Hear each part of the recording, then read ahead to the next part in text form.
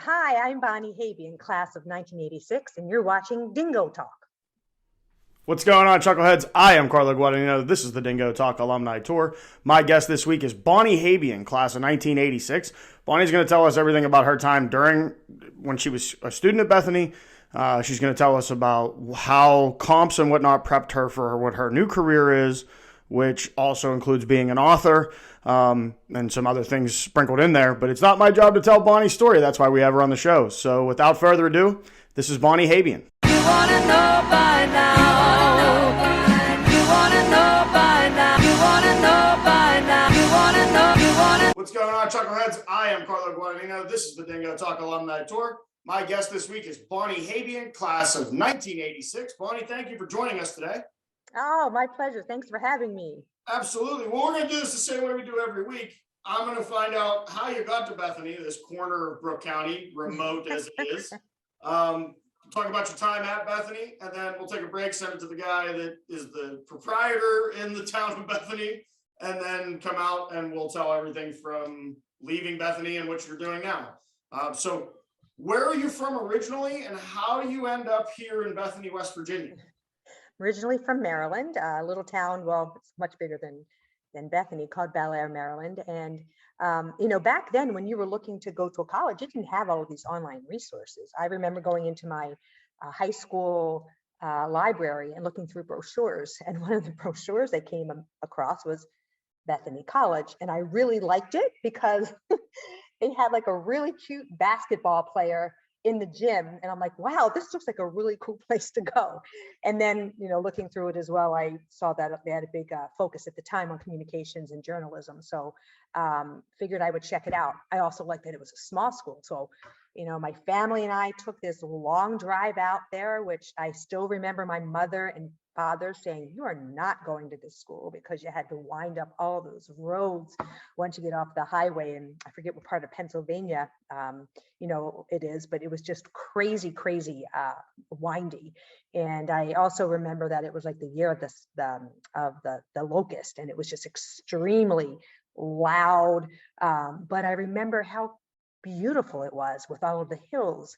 And I loved looking up at what I guess would be called at the time, the Greek areas where they had like these chalet looking houses. And I got to meet, Mr. Cunningham, who at the time was the soccer coach, and just really, really affable and friendly. And everyone I met was just so welcoming. And I said, I think I can come here and just do anything I want, right? If you want to be on the TV show, you can. If you want to join a club you've never been to, you can. So the stars aligned, and I ended up in Bethany. So academically, was there a big jump for you from high school to Bethany? Was it did you struggle, or was it something that you were already academically kind of right? And some of us, we weren't ready to be in college, and you have to learn. I think to me, there's two things. I look at college and I say, it's not really the academics that really make you grow. It's kind of the experience of being on your own. So I can remember feeling so overwhelmed and kind of lost. And, back at that time, you could only call maybe once a week. It was, a collect call or whatnot. But I also remember having one of my first class with Dr. Shaver. It was a general communications class. And I did not do well on my first big exam. What a wake up call, because I'd always been used to doing very well, but it was learning a different way to study. And it was higher standards. Certain things weren't going to be tolerated. You had to have a certain level of kind of caliber of your work. And so that got me into gear, pretty quickly. But it was a little bit of a challenge because of the communication back then. You don't have like you have now. It was just very remote, new people. The same challenges most people have when they go to college. So you came in already, you were going to be a communications major, right? That was from the yes, that was the start. What drew you to the department? You touched on a couple of things, the fact that you could come in right away, and if you wanted to do a TV show or whatever. But what drew you into the department? The caliber of the professors, hearing from other folks how good some of the professors were, how they felt that, they had a lot of access around as well. So if you went to Bethany, you could, leverage Wheeling, West Virginia, maybe the TV station there, or some of the local affiliations they had, and, the alumni network, things of that sort. So I felt that it would be a good good way to get some really great hands-on experience, you know, in a very quick way. And what were is there any projects that stand out to you that you remember from your time in the department? Yeah, we all do, right? I remember the senior project that we all had to do. And I remember what, you know, that was something that was extremely hard, but probably one of the better things I did, because it taught me how to research, and the standards were high of what they wanted you to do. So I remember I was doing something like I was also like a minor in French. And so I wanted to do something on multicultural differences in communications. And I remember like having to pick up the phone and calling radio stations to ask them about different things with language. And it was a ton of work. I mean, you don't have what we have now, be able to go online or be able to email someone. It was totally different. And I remember, you know, spending money from these collect calls and putting all of these things together. And back then you had like the typewriter and not a computer, so using the whiteout. And I look back now and I think, my God, the tools that we had before us were not very, you know, supportive of what we needed to do, but the tenacity which you had to have to get through it is where you learn. So I remember the senior project. I remember a couple of the clubs they had. I think it was like Society for Collegiate Journalists, things of that sort. The Tower, I loved, you know, I was a features reporter on what was then the newspaper. And of course, we all remember the comps. The comps were, you know, just like the bar exam, I would say, for college. And most of my other friends never had that in any of the colleges that they went to. So I felt in some respects, Bethany did raise that up a notch. And that was something that was probably a really great learning experience. As stressful as it made it for everybody, it was something that really it required you to apply. And I was probably, you know, look back now, a little bit weak in that area. I've learned since then, but to take everything you've learned for 4 years and now having to apply it to real life situations, and then sit in front of them orally and have to kind of defend and talk. Defend your theories and how right. You know, that was a good thing for you know, students back then. So let's move to the social aspect of Bethany. As we said, it's once you're here, especially if you're not a Pittsburgh kid or a Wellsburg kid, once you get to Bethany, you are here until break. Yeah. So socially, I know that M's would have been around, Bubba's was around, M's was there. Chambers, you guys had the Beehive. What was the social dynamic of Bethany? Because I know Greek was big and I know concerts and whatnot was big, but what stands out to you that was the social aspect of Bethany? Well, you know, I think I always say to my daughter when she went away to college, I said, it's the only time that you will be able to live with your friends for 4 years. And every day, if you would like, you could just be having a party or have therapy with your girlfriend, you know. And Bethany, I felt like was that was a kind of a hyper, you know, scenario in which you were really hyper in a little teeny area, and you really got to know everybody somewhat to a fault. Like if you did something bad, got too drunk one night, and God knows, you know, did something that was a little controversial, the whole school knew about it. Or if you hooked up with some guy, everyone knew everything. So you had to kind of watch that. But there was also a beauty in that and having that intimacy. So, you know, Bubba's was huge. And if you really wanted to do something as a treat, you hopped in a car and you went down to Wellsburg at the Pizza Hut. They had a Pizza Hut, and that was like a huge treat. Socially, there were always parties every weekend. You know, I remember KA, which I don't even know if it's still there, had like a goldfish party, and you'd all have to come and eat goldfish. I don't know if they still do that, but that was something that was, you know, pretty interesting. So all of these various different social things that I had never experienced before. And at the time, it was 18 for everything. So I thought I had just died and went to heaven because I was coming from Maryland, which had just turned, I think, 21. And then you come to college, and 18, you could drink anything you wanted. So it was definitely a fun social college for sure, with a lot of different things to do that were both organized and unorganized. But yes, Bubba's was the center of our social life. Now, you brought up Greek life. Were you a member of Greek? I was in Phi Mu, and great memories of that. I had the privilege of being the president of the sorority, so I was probably I'm a worrier. So of course I probably was, drove some people nuts because of all the violations that would potentially come with having big parties and things of that sort. But yeah, I was, and I love the little sister, big sister type of celebrations and just being part of something. I don't know how that would, doesn't probably fit into our society as much now, but it certainly was a huge part of Bethany back then. And why, if I can ask, why did you decide to go find you? I just think that it was a lot of a similar, very social people at the time. So it was just more of this social aspect of belonging to a really, really social group. Yeah, I don't know. When you're 18 or whatever, it's where some of your friends are going and they seem cool. So that was the decision. Before we got on the air, we were going back and forth about some of the speakers and some of the concerts that you guys had when you were in school. Is there any speaker or concert that just pops to your head as we're talking? I mean, you're talking 35 years back. I remember they had a really good baseball player come that was from Pittsburgh. I remember they had a pretty strong,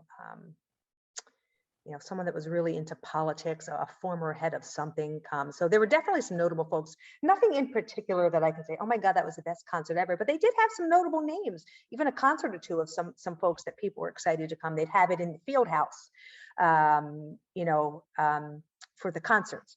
And so they definitely did always had something going on. It was a lot of organized things as well, which was great.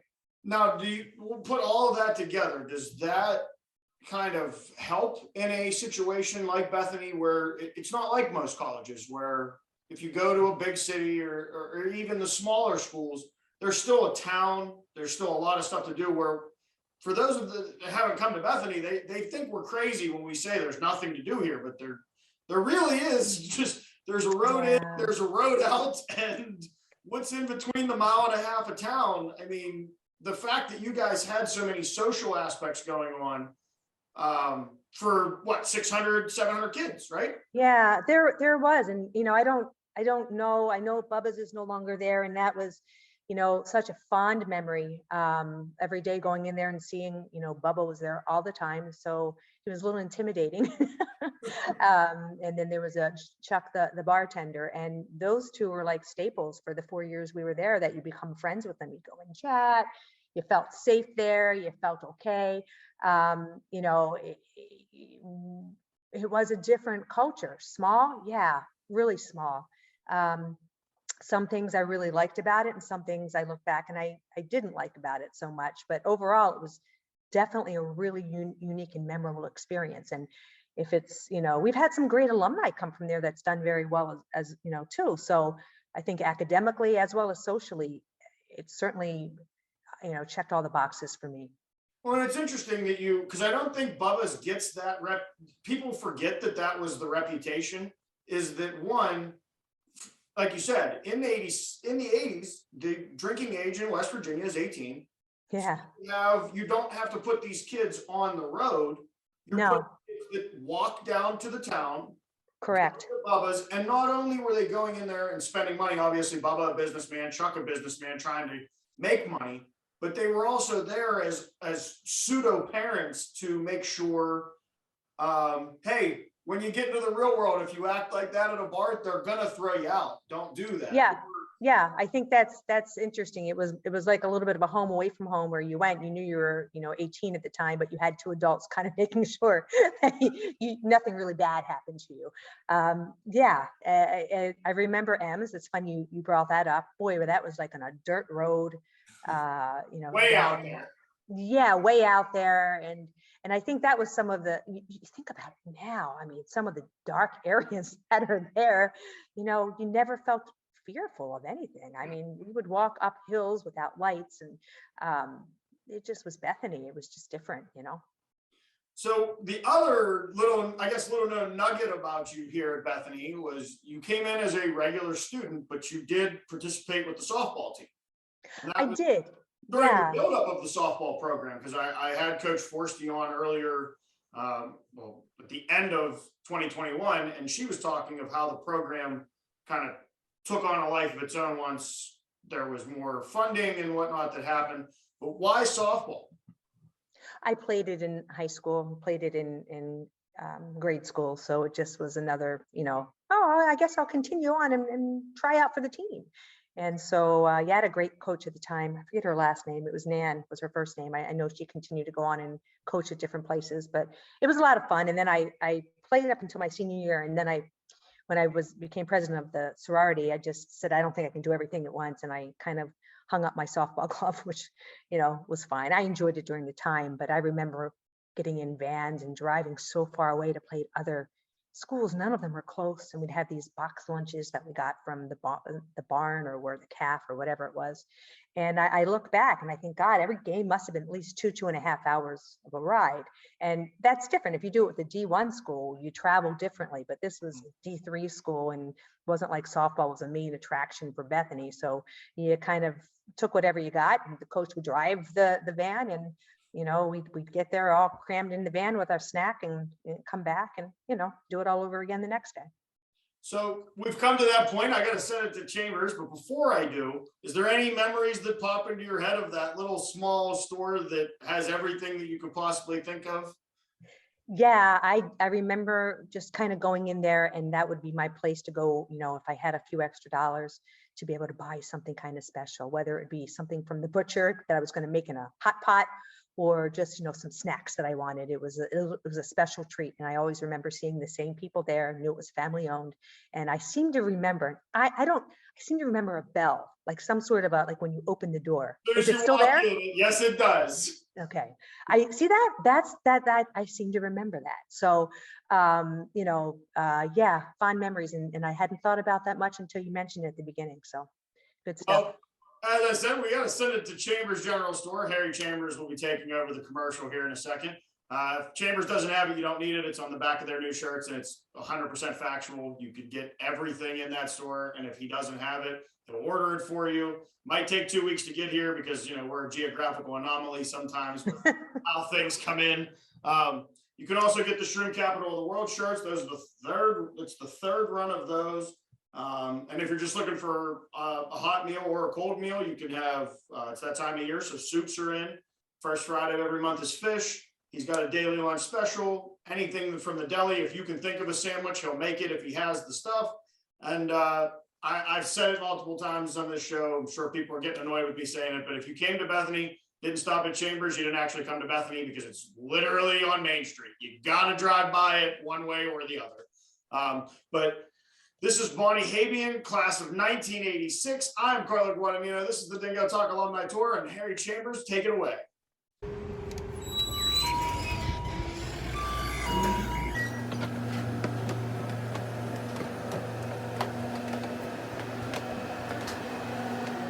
While you're in Bethany, make sure you stop in the store for a daily lunch special, breakfast sandwiches all day. Try out the biscuits and gravy, guaranteed it'll fill you up. And also look for our new burnt orange Chambers, if we don't have it, you don't need it t-shirts, and our psychedelic green 3rd edition Bethany Mushroom Capital of the World t-shirts. Now back to you, Dingo. What's going on, Chuckleheads? I am Carlo Guadagnino. This is the Dingo Talk Alumni Tour. My guest, Bonnie Habyan, class of 1986. We left off, we talked about Bubba's, we talked about Greek life, we talked about softball, we talked about everything you can think of in Bethany. And Bonnie, you mentioned earlier in the segment that damn test that connects all of us, that for 4 years everybody panics, and then once you take it, well, can't wait for the next person to take it, but I never have to do it again. So how did comps go for you, and what were some of your studying techniques? And then we'll go from there. It was so stressful, probably one of the top 10 stressful times I can remember.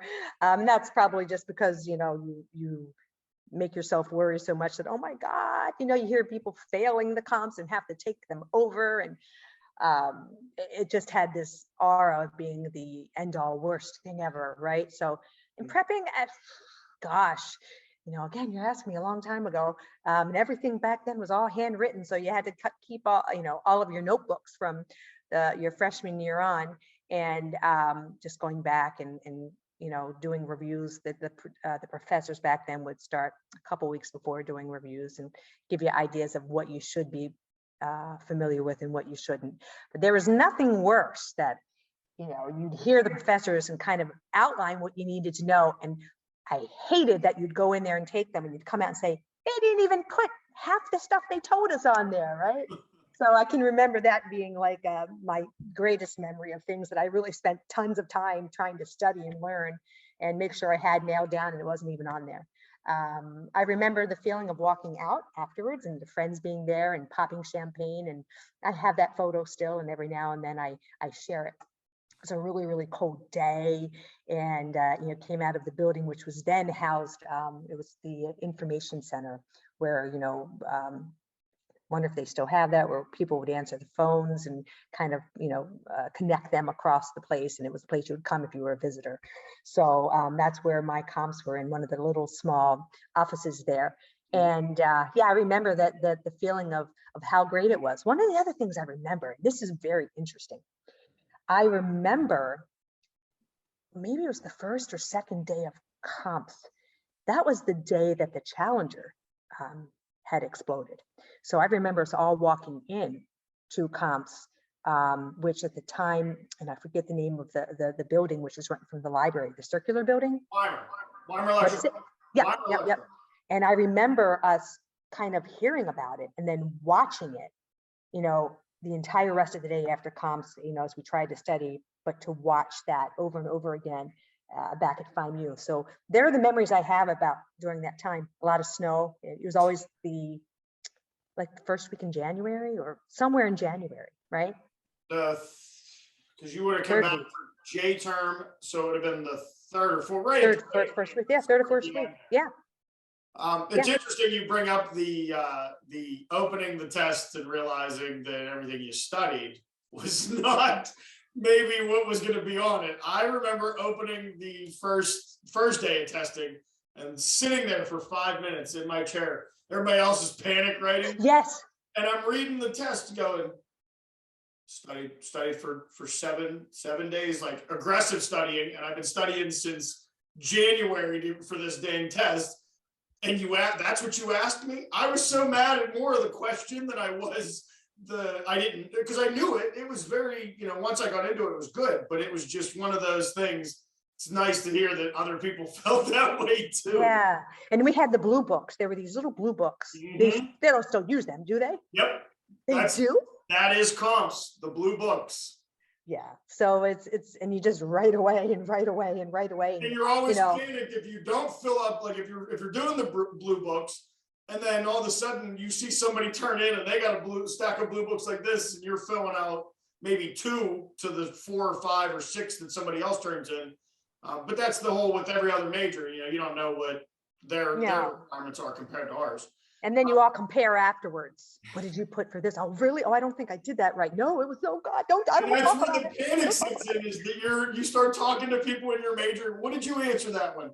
Oh, that's not what I answered. Oh. I know, and then you feel like that was silly. How did I not? So yeah, I remember then you had to wait days until afterwards too to find out how you did and all of that. And then you do the oral part, and then but what a relief it was when it was all over. I still have dreams about it. Dreams, nightmares, one of the two. I still think they're going to call me back to make me do them. I know. Crazy. So you comped in January. You have basically the entire second semester to finish your senior project. Yep. And roll into graduation. So what was step one outside of? So you walk across the stage. Senior project gets turned in. You walk across the stage. What is step one in adult life for Bonnie? Back then, you were to go home and just get a job. So I went back home, lived with my parents for a bit. I started going to grad school, Towson University, just because I wasn't sure what else to do at the time.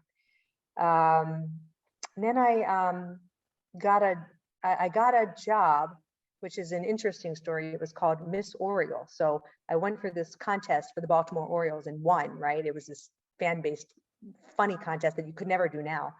And as part of that, I got to go around to different radio stations and talk about all of the events that were coming up for the baseball team.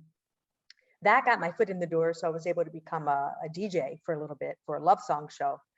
And also that's where I met my husband. So my husband was a baseball player. And so weren't supposed to date. And we broke the rules and started to date, and then ended up getting married like 5-6 years later. So that was able to get my foot in the door there. Then I worked at a small cable TV station in Carroll County, Maryland. And then, of course, what happens when you fall in love sometimes, you end up following that person or planning your life together, and got engaged, moved to New York, and worked for a company, a utility company, doing their video show. It was like a video employee show that we would, write, videotape, and distribute at that time on VHS. From there, I ended up getting married.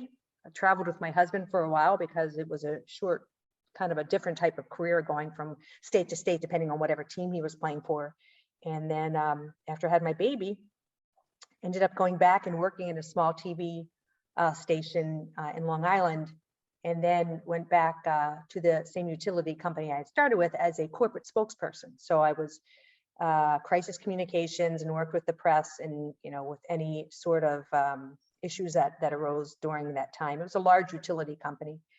And from there, I went and finished my master's, went on for an MBA in banking and finance, and then started my career in real estate, which I'm now a CMO, Chief Marketing Officer. So all of the things I learned at Bethany, I certainly used, and it certainly has helped me to get to what is my latest project, which is, publishing my first book.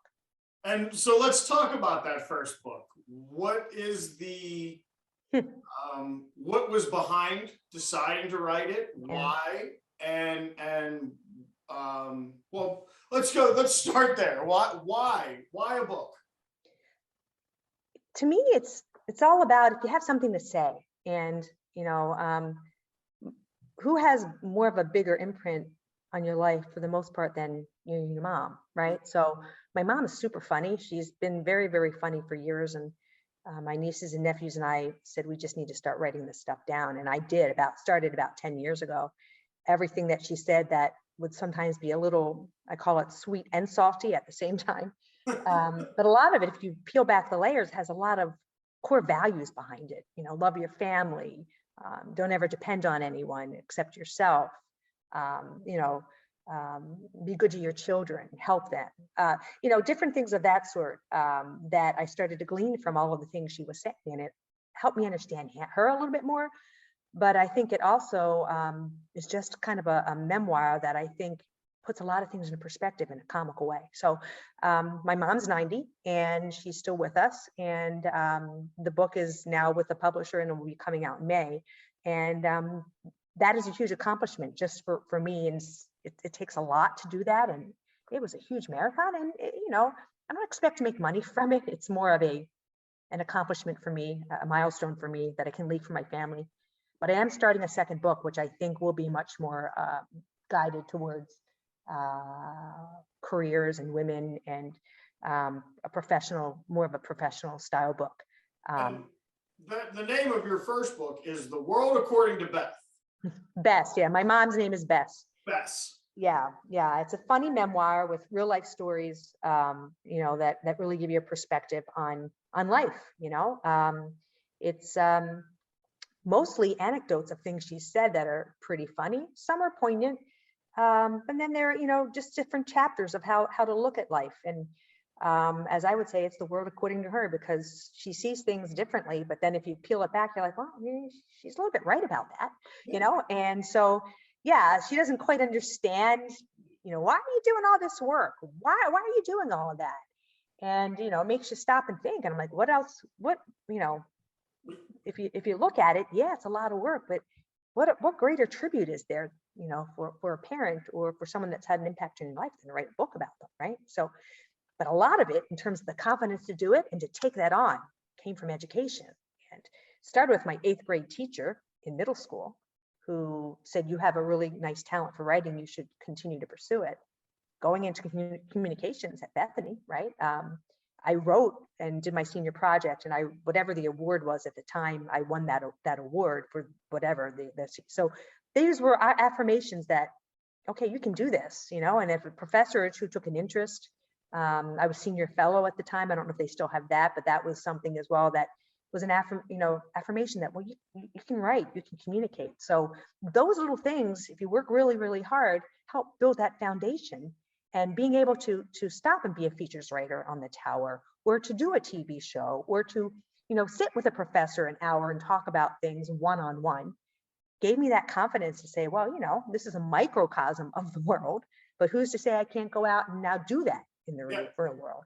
And that's all the building blocks. I think that, people come around you and mentor you, and you have that good experience help you to, take a little chance here and there. And and the book will be released in May. In May. So, but you can check out my website at meetbonnieh.com. Sign up because it's pretty funny, some funny stuff she says. So, you can check it out there. Okay, and we will slide that link in right below for anybody that didn't catch it. Thank you. That way we can get some traffic coming to the website. Last two questions. What would you say the brand is of Bethany? What is the brand? If we were marketing it to someone, what is the brand? A great liberal arts college that looks at the whole person and helps you to experience life in ways that you never would think possible because of how intimate it is. It's an experience, a real experience. And if you were talking to a senior in high school right now, why Bethany? I mean, there's small schools all over the country. Why our small school? Why this little nook, this little corner of the woods? Because I think it allows you to take advantage of things that maybe you wouldn't necessarily feel comfortable in doing at a larger school. And it's kind of a step in between high school and the real world, giving you the opportunity to go out there and leverage and find out what you really want, because you can so actively participate and do anything that you want, or try anything new that you want, without that fear of rejection that you may get at a larger school, because it's someone else has been doing it for 20 years, but you've never had the opportunity. So for me, it was as well being surrounded by very high quality teachers and professors that may have had really, really big life experiences, and you're able to kind of, absorb all of that from them to give you the confidence to try the things that you want to try when you get out of college. And one last time before we wrap everything up, let's hear the website one more time, just so that we can. Meetbonnieh.com. So the link will be right below Bonnie. Click on or highlight it, put it into your browser, and you'll be able to get all of that. Bonnie, I want to say thank you very much. We've come to that point of time. It's the end of the show. Thank you for being a part of the alumni tour. For those of you at home, you can, right here in the middle, there's probably a big circle that says Dingo Talk. Hit that and then hit the subscribe button. In the top corner above Bonnie will be the most recent episode that we had.